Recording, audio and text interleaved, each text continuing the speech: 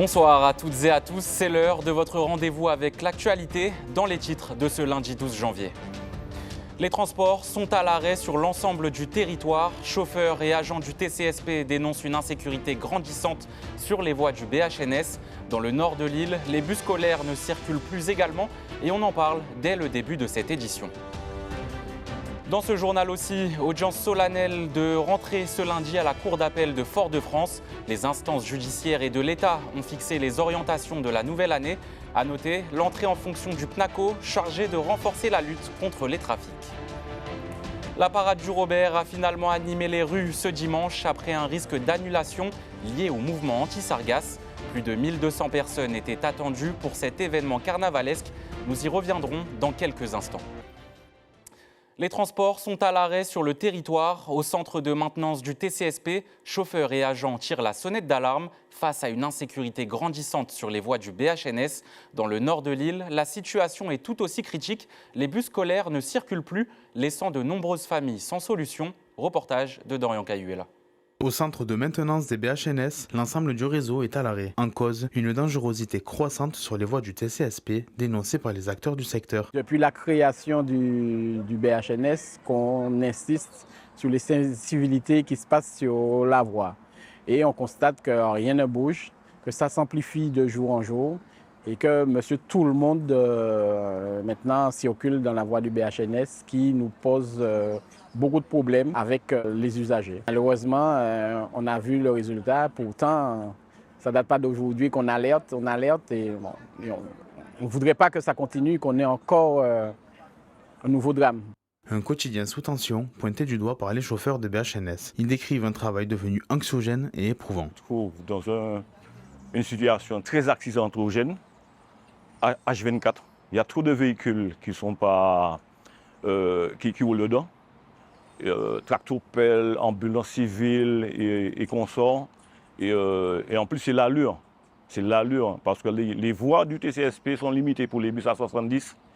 Et ces messieurs, ils doublent sur les trottoirs n'importe où, dans les virages n'importe où, malgré qu'ils voient que nous quittons l'arrêt.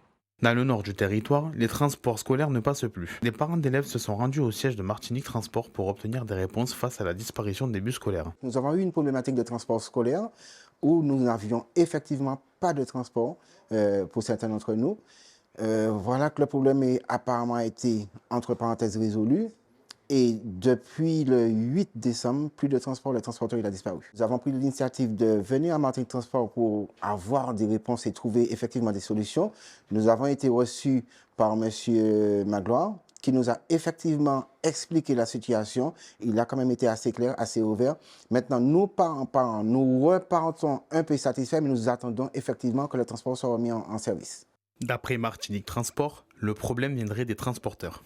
Donc il faut que les parents, et je le dis vraiment, il faut que les parents puissent nous faire remonter l'information, non pas par un mécontentement enragé, mais par un mécontentement citoyen, de façon à ce que nous puissions derrière enregistrer l'information et pouvoir les traiter. Voir avec le transporteur, qui est donc en défaillance sur cette partie-là, malheureusement une défaillance qui a été reproduite, puisqu'il y avait déjà une première problématique en septembre, que nous avions réglée sur le mois d'octobre, et là les parents nous informent qu'il y a de nouveau cette problématique. Des situations complexes qui paralysent les transports en commun sur l'ensemble du territoire, laissant les usagers sans solution. Et ce matin, un homme a été retrouvé mort à son domicile au Robert. La victime a été découverte par sa famille au quartier du Chêne, présentant plusieurs impacts de balles. Les circonstances de ce drame restent pour l'instant inconnues. Une enquête a été ouverte par la gendarmerie.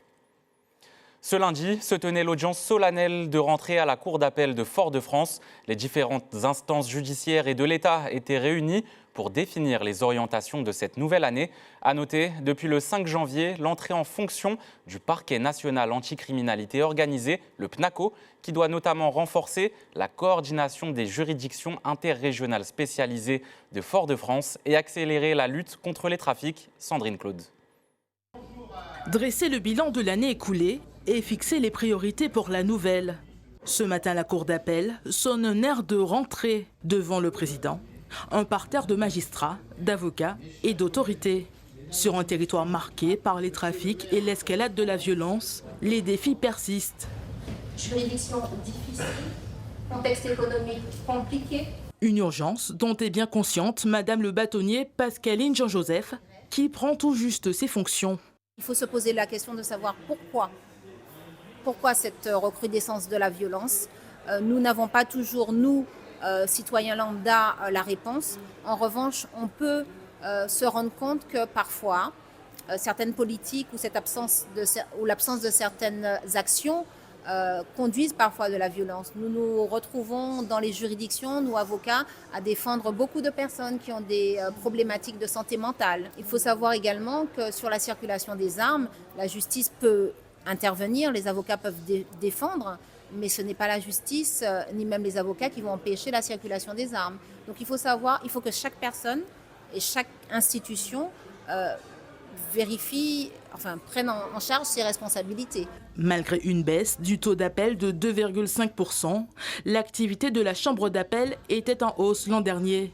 Pour le président, l'objectif reste toujours d'avoir une plus grande efficacité, aussi bien sur les délais de jugement qu'en nombre d'affaires jugées. Nous avons maintenu notre niveau de réponse alors que nous avons été encore plus sollicités que d'habitude. Nous l'avons fait dans une logique qui est celle-ci, c'est de rendre une justice de qualité dans des délais respectables pour l'ensemble de la population martiniquaise, quels que soient les contentieux. Aujourd'hui, nous sommes dans une phase de rattrapage. C'est long, mais ça se fait. Les engagements qui ont été pris par le ministère de la Justice ont été parfaitement respectés. J'en veux pour preuve, après le passage de notre ministre en décembre dernier, que nous disposerons de 3 magistrats supplémentaires, ne serait-ce que pour renforcer les effectifs de la juridiction interrégionale spécialisée de Fort-de-France, zone anti-Guyane, qui consiste à lutter contre le narcotrafic sur la zone. Cette année marque l'entrée en matière du PNACO, le parquet national anticriminalité organisée, nouvelle juridiction voulue par Gérald Darmanin. Il repose sur le même modèle que les parquets nationaux financiers et antiterroristes. Aux côtés des GIRS, le PNACO aura 2 principales missions: traiter les infractions les plus graves relevant de la très grande criminalité et coordonner les acteurs de la lutte judiciaire. C'était pas toujours simple de se synchroniser parce qu'il y a les distances, il y a les procédures qui sont complexes, et on observe maintenant qu'on a plus d'affaires qui nous arrivent, une dizaine d'affaires de Guadeloupe, 5 affaires de Guyane, on a même une affaire de Lille que nous sommes en train de traiter ici à la GIRS de Fort-de-France. Le PNACO, c'est une plus-value. C'est une plus-value parce qu'il faut un chef de file. Ça ne veut pas dire que ce chef de file va dicter la conduite aux autres juridictions interrégionales. Par contre, il va être en capacité de regrouper, ça c'est le premier point et c'est essentiel, de regrouper le renseignement judiciaire et d'avoir une vision vraiment périphérique de tout, de l'outre-mer et de l'hexagonal. C'est très important. Jusqu'à présent, vous aviez une vision un peu trop morcelée des choses. Ce nouveau parquet devrait être renforcé en cours d'année avec l'augmentation du nombre de magistrats, actuellement 16 dans toute la France. Il devrait passer à 30. La préfecture a réuni plusieurs bailleurs sociaux de Martinique pour signer une convention de collaboration. L'objectif, renforcer la sécurité dans les résidences en repérant les comportements délictueux et, si nécessaire, pouvoir exclure les auteurs. Cette démarche vise à mieux protéger les habitants des logements sociaux. Les précisions devant la caméra de Dorian Cayuela. Très concrètement, ça veut dire quoi? Ça veut dire la possibilité de signaler en direct tout événement de sécurité sur les logements sociaux, d'avoir des contacts, d'avoir la possibilité de faire des opérations de contrôle, avec des opérations de contrôle notamment dans les logements sociaux vacants, mais aussi dans les garages qui sont vides, qui sont parfois utilisés pour du trafic de stupéfiants, du trafic d'armes. Et puis, c'est également la possibilité d'utiliser les nouveaux outils de la loi anti-narcotrafic, loi de juin dernier, qui me donne de nouveaux pouvoirs. Le pouvoir notamment de prononcer des interdictions de paraître pour les délinquants qui font du deal dans certains quartiers.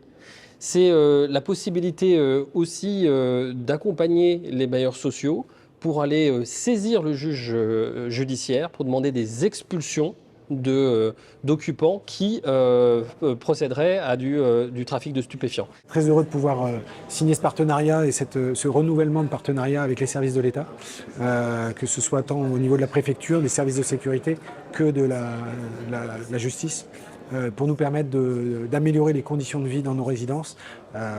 On a une montée de la délinquance, on a une montée des incivilités et c'est un ensemble de moyens qui sont de nouveau coordonnés pour faciliter les échanges et améliorer la lutte contre ces incivilités. Déjà ce qu'on faisait auparavant, parce qu'on faisait quand même déjà beaucoup de choses. Ce n'est pas une page blanche, c'est une nouvelle page très importante, mais ce n'est pas une page blanche. Sur tout ce qui est quartier, qu'il soit sensible ou pas sensible, on a une attention particulière en termes de passage de patrouille, en termes d'opérations de contrôle d'ampleur, en termes aussi de réseau qu'on remonte par les enquêtes judiciaires, en termes de connaissance de la population, parce que c'est important aussi d'avoir un bon contact avec la population, notamment avec les gardiens d'immeubles ou avec la population directement. Et puis on avait déjà des possibilités juridiques pour agir, notamment on a cette capacité qui est offerte par la loi, avec l'accord des bailleurs, on a toujours l'accord des bailleurs, d'accéder directement aux communs, les caves, les halls d'immeubles, pour mener des opérations de fouille. Créer son entreprise, la développer, trouver les bons financements, ce sont souvent des étapes complexes pour les porteurs de projets.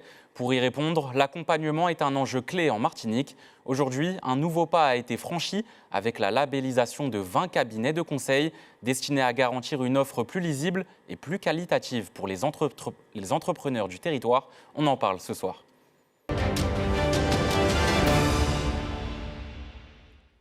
Alexandre Ventadour, bonsoir. Bonsoir. Vous êtes le président de Martinique Développement. Tout à fait. Vous avez signé ce matin plusieurs conventions de labellisation de cabinets de conseil. Il y en a eu 20. Concrètement, qu'est-ce que ça signifie pour ces cabinets et qu'est-ce que ça va leur apporter? Alors, déjà, il y en a 26. C'est un peu plus, mais oui, une vingtaine de cabinets de conseil qui sont labellisés par Martinique Développement.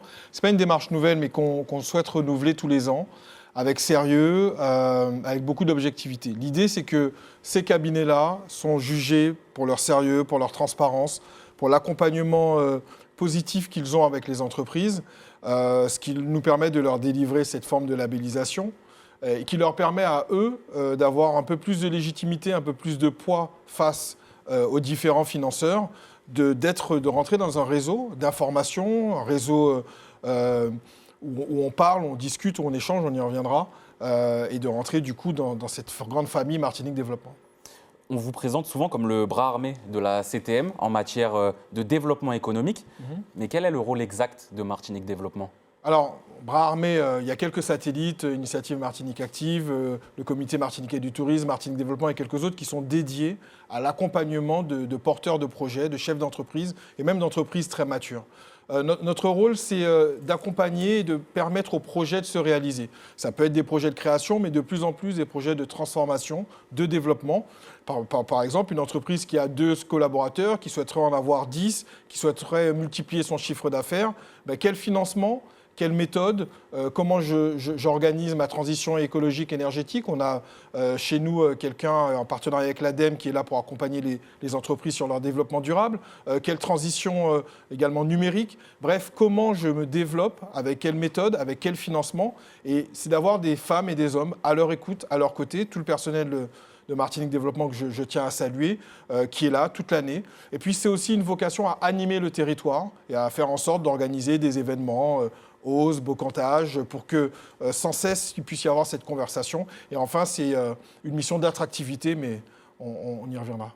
Justement, vous vous adressez aux chefs d'entreprise, créateurs, grands groupes également. Oui. Tout le monde est concerné? Alors, tout le monde est concerné, mais tout le monde ne vient pas pour les mêmes choses. Là, on parle de labelliser des cabinets de conseil. Il se trouve que les grands groupes ont en interne des personnes qui sont chargées de réaliser des dossiers, d'aller chercher des financements. Et puis, eux font également appel à des cabinets qui parfois sont les mêmes qui travaillent avec Martinique Développement.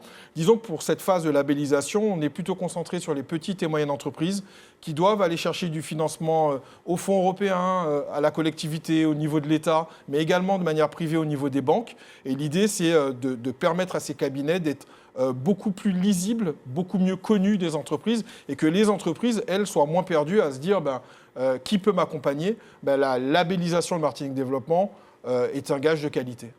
Justement, les entreprises se posent souvent la question, qui peut m'accompagner? Il y a également eu une table ronde qui a été organisée avec des financeurs. Pourquoi ce lien entre cabinet, conseil et financeurs est-il important? Alors, il est quotidien parce qu'en fait, un cabinet de conseil va pour un client aller, j'ai envie de dire, trouver des formes de financement. Mais on veut que la conversation s'intensifie. On a mis en prise les 20 et quelques cabinets de conseil et la direction des fonds européens et le Crédit Mutuel parmi nos partenaires.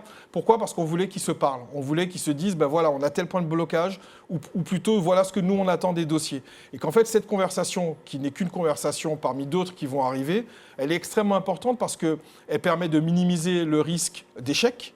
Elle permet au cabinet de conseil d'être beaucoup plus armé sur les bonnes pratiques à avoir pour avoir du succès dans le projet de financement, mais elle permet également aux institutions publiques et privées qui, elles, financent les projets, d'entendre de manière collective ce qui vient du terrain, les difficultés des chefs d'entreprise.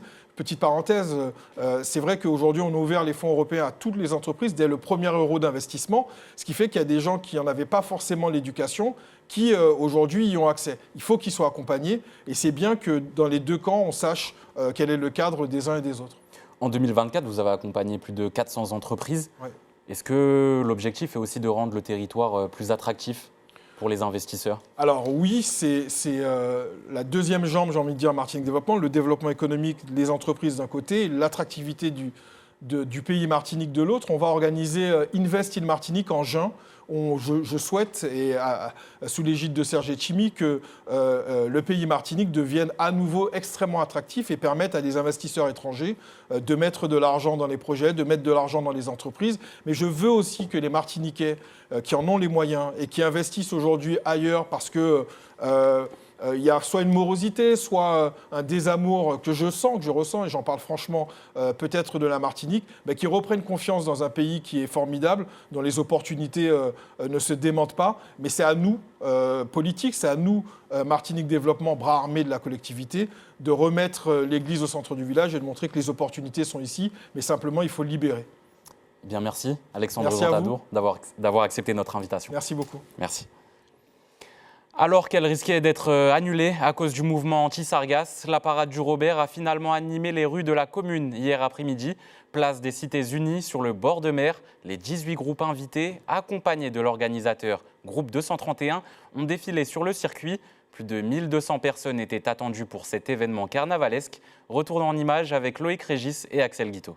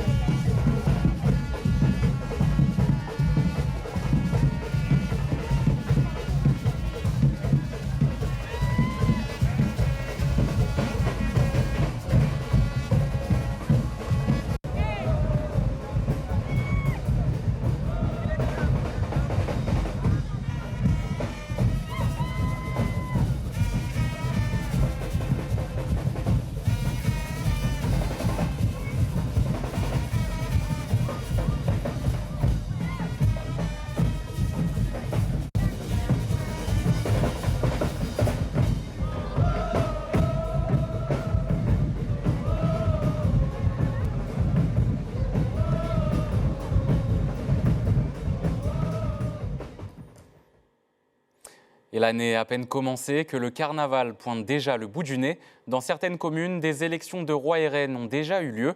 Et à Rivière-Pilote ce week-end, c'est la cour de Vaval qui a été élue. Si les prétendants et prétendantes se font de plus en plus rares chaque année, les catégories phares étaient au rendez-vous. Le commentaire de Sandrine Claude sur les images d'Axel Guiteau.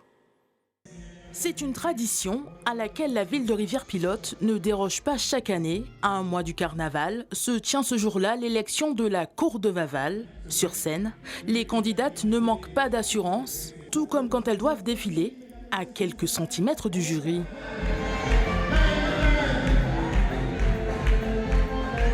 La bébé reine, la mini reine, la reine mère, le roi de la sape. Si l'élection a pu se tenir, le défi devient de plus en plus grand, année après année, car entre costumes et accessoires, la participation a un coût. Ce n'est jamais facile de recruter des candidats pour les élections de reine, mais nous avons pris le bâton de pèlerin et puis nous avons commencé à travailler depuis le mois de septembre, approcher les familles, sensibiliser au carnaval. Il n'est jamais trop tôt pour parler de carnaval puisqu'on connaît la conjoncture. Donc plus tôt ils se sont préparés, mieux c'est été et ça a donné le résultat que vous avez vu ce soir. Tour à tour, les candidates et candidats sont départagés jusqu'à l'écharpe finale. Les costumes sont plus impressionnants les uns que les autres, à l'image de celui de la mini-reine sur un thème écolo. Le carton, tout ce qu'on peut faire avec le carton. Le secret d'une élection réussie est visiblement toujours le dévouement de bénévoles, mais aussi celui de parents. C'est un défi parce que c'est pas quelque chose de facile, je dirais. Donc il faut prendre le temps. Un temps pour tout cela. Mais c'est quelque chose de fabuleux. Les résultats étaient très serrés en effet parce que ce soir, vous avez vu, les parents rivalisaient de créativité. Les enfants étaient à l'aise sur scène et ça a donné le beau spectacle qui a donné beaucoup de difficultés au jury. La cour de Vaval fera sa première sortie officielle au Videt démarré le 24 janvier. La mini-reine et la reine représenteront, elles, fièrement leur commune à la Parade du Sud, prévu le 8 février prochain. Et je vous souhaite un bon carnaval. En sport, le week-end a été marqué par la 13e journée du championnat de Régional 1 en football. Au menu également, la suite des championnats de handball avec la 10e journée. Retour également sur la suite du championnat de pré-national en basket. Les précisions de Caril Chassol avec Marc Michel. En football, à l'occasion de la 13e journée du championnat de Régional 1, le promu Robertin affrontait la lanterne rouge l'Aiglon. Une rencontre plutôt équilibrée qui voyait pour sa reprise Jean-Manuel Lidra quitter ses coéquipiers sur blessure dès la 30e minute. Et la victoire choisit son camp en toute fin de rencontre. À la 92e minute, Alan Joseph Auguste Dufag permet à l'US Robert de s'imposer 1-0. Le choc de cette 13e journée a vu la victoire du club péléen aux dépens du Golden Lion. En haut de tableau, le RC Saint-Joseph et le club franciscain se sont imposés. Le CO Trinel a pris le meilleur sur la Samaritaine et le club colonial a battu l'Inter de Sainte-Anne. Au classement, le RC Saint-Joseph est leader avec 2 points d'avance sur le club franciscain et 3 sur le club colonial. Le club péléen et le Golden Lion sont au pied du podium et devancent la Samaritaine. En bas de tableau, on retrouve l'espoir, l'émulation et toujours lanterne rouge, l'Aiglon du Lamentin. A noter que la dernière rencontre de cette 13e journée du championnat de R1 opposera demain 20h le Golden Star à l'AS Mondezès à Louis-Achille. En handball masculin, à l'occasion de la 10e journée du championnat de pré-national, le derby foyalais entre Lugy Redoute et Dillon Doubout a logiquement tourné à l'avantage des Redoutais. Au terme d'une rencontre tout en contrôle, il s'impose 34-18. Victoire logique de l'USC Citron. Le réveil sportif a créé la surprise en battant le Club Sport. Succès aussi pour le FR Roche-Carré et la Gauloise. Au classement, l'USC Citron est leader avec 3 points d'avance sur Lugy Redoute et 6 sur le Club Sport. Le Phénix franciscain est au pied du podium. En bas de tableau, on retrouve le réveil sportif, l'Étoile de Gondo et Dillon Doubout. Chez les femmes, cette 10e journée a été marquée par la victoire de l'Arsenal, de l'Entente Meg, du Réveil sportif, de Lugy Redoute et de l'Étoile de Gondo. Au classement, les Robertines mènent la danse devant l'Entente Meg et le Réveil sportif. Les Romanaises devancent Lugy Redoute. Ferme la marche, l'AS Rapid Club, le HPC Pilotin et le SC Lamantinois. En basket féminin, on jouait ce week-end la 10e journée du championnat de pré-national. À cette occasion, le Golden Star accueillait la Gauloise. Un match assez équilibré, mais avec des Foyalaises qui ont toujours fait la course en tête. Et en dépit de belles réactions trinitéennes, le Golden Star s'impose sur le score de 63-52. Dans le choc entre l'ASC Aigle Noir et l'AS Black Star, victoire des Gaumornaises, succès logique de l'Éclair et victoire de l'Aiglon. Les Gaumornaises sont leaders devant Saléenne, Foyalaise et Spiritaine. En bas de tableau, on retrouve Joséphine, Lamantinoise et Robertine. Au masculin également, lors de la 8e journée du championnat de pré-national, le Golden Star a disposé de la Gauloise. Et même si les protégés d'Éric Fonant s'offrent le premier quart-temps, le champion en titre réagit rapidement, prend la direction des opérations et s'impose au final sur le score de 84-63. L'USAC a dû batailler ferme pour venir à bout de l'Intrépide. Enfin, le Madin Grey a disposé de l'AS Black Star. Notez par ailleurs que l'opposition entre le Rebond Pilotin et le Golden Lion a été reportée à une date ultérieure. Au classement, les Étoiles d'Or ont 1 point d'avance sur l'USAC, 4 sur le Rebond Pilotin et 5 sur le Golden Lion. En bas de tableau, on retrouve l'Intrépide et l'AS Black Star. Comme chaque soir, on regarde ensemble le calendrier de l'EFS. Demain, vous pourrez donner votre sang au centre commercial de Cluny de 8h30 à 17h30 ou à la Maison du Don de Dillon, immeuble Le Fils, de 10h30 à 17h. Pour finir, un rappel des principaux titres de ce soir. En Martinique, les transports sont à l'arrêt sur l'ensemble du territoire. Chauffeurs et agents du TCSP dénoncent une insécurité grandissante sur les voies du BHNS. Et dans le Nord, les bus scolaires ne circulent plus, laissant de nombreuses familles sans solution. À l'international, en Iran, après 4 jours de mobilisation, le régime des ayatollahs tente d'isoler la population du monde extérieur. Seules quelques images parviennent difficilement, tandis que certains parlent déjà de révolution. C'est la fin de cette édition. Merci à vous de nous avoir suivis. Toute l'actualité est à retrouver sur nos réseaux sociaux et notre chaîne YouTube ATV97. Quant à moi, je vous retrouve demain, même heure. Passez une très belle soirée sur ATV.